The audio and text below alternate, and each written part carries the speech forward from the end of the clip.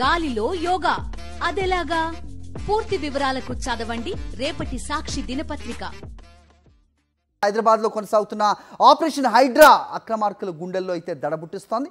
నెలల రోజుల నుంచి వరుసగా కూల్చివేతలు చేస్తుంది హైడ్రా. మహదేవ్పూర్లో తొలి ఆపరేషన్లో మొదలెట్టి ఎన్ కన్వెన్షన్ హాల్ వరకు కూడా దూకుడుగా సాగింది.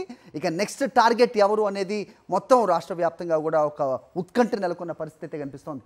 శేఖర్ చెప్పండి. సో గీతానుసారంగా ఈ చర్యలకు దిగిన ముఖ్యమంత్రి రేవంత్ రెడ్డి చర్యల్ని కొంతమంది నిజంగానే హర్షిస్తూ ఉన్నారు. ఇలాంటి అక్రమ కట్టడాలు ఏమన్నా ఉంటే ఖచ్చితంగా వాటిని కూల్చివేయడం కరెక్టే అని. అట్ ద సేమ్ టైం దీన్ని పొలిటిసైజ్ చేస్తున్నారు. పొలిటికల్ డ్రామా ఎక్కువ కనిపిస్తుంది. ఒక పార్టీకి చెందిన వాళ్ళనే టార్గెట్ చేస్తున్నారు అనేది కూడా వినిపిస్తోంది. రైట్, హూ ఇస్ నెక్స్ట్ అనే ప్రశ్నకు సమాధానం ఉందా?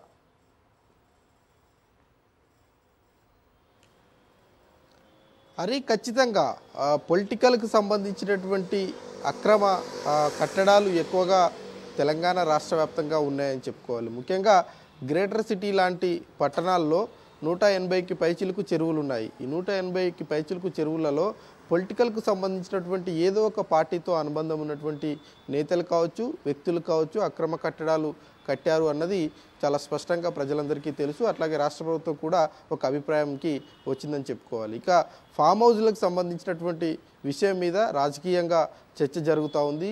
నీది అక్రమ కట్టడం అంటూ బీఆర్ఎస్ పార్టీ కాంగ్రెస్ మీద ఆరోపణలు చేస్తే, మీదే అక్రమ కట్టడం అంటూ కాంగ్రెస్ బీఆర్ఎస్ మీద ఆరోపణలు చేస్తూ ఉన్నాయి. ఈ రెండు పార్టీలు హైడ్రా పేరుతో రాజకీయ హైడ్రామా ఆడుతుందంటూ బీజేపీ పార్టీ విమర్శలు చేస్తున్నటువంటి పరిస్థితులు ఉన్నాయి. ఇక నెల రోజులైంది హైడ్రా ఏర్పడి. ఈ నెల రోజులలో ప్రతిరోజు ఏదో ఒక చోట హైడ్రా కూల్చివేతలు చేస్తూనే ఉంది. అయితే ఇందులో కీలకంగా ఇప్పటి వరకు 18 చోట్ల కీలకమైనటువంటి వ్యక్తులకు సంబంధించినటువంటి కూల్చివేతలు జరిగాయి.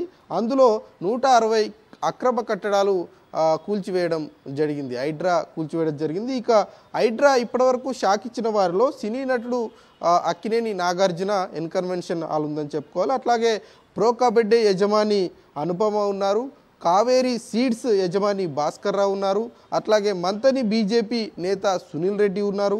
బహదూర్పుర ఎమ్మెల్యే మహమ్మద్ ముజీబ్, ఈయన శాస్త్రీపురంలో కూల్చివేతలు జరిగినటువంటి సందర్భంలో ఈయనను అరెస్టు కూడా హైడ్రా చేయడం జరిగింది.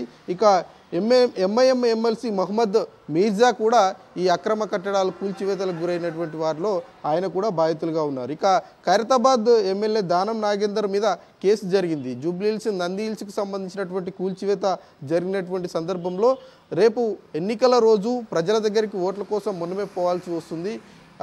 ఈ రకమైనటువంటి కూల్చివేతలు సరైనటువంటి పద్ధతి కాదంటూ హైడ్రా మీద తీవ్రమైనటువంటి విమర్శలు చేశారు.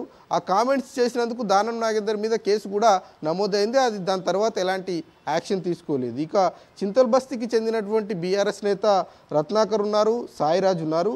అట్లాగే ఈ కూల్చివేతల్లో ఒకరు కాంగ్రెస్ నేత కూడా ఉన్నారు. ఆయన పేరు పల్లం రాజుగా తెలుస్తూ ఉంది. ఇక మహదేవ్పుర నుంచి కూల్చివేతలు స్టార్ట్ అయ్యాయి. అక్కడి నుంచి ఎన్ కన్వెన్షన్ హాల్ వరకు కూడా జరిగిందని చెప్పుకోవాలి.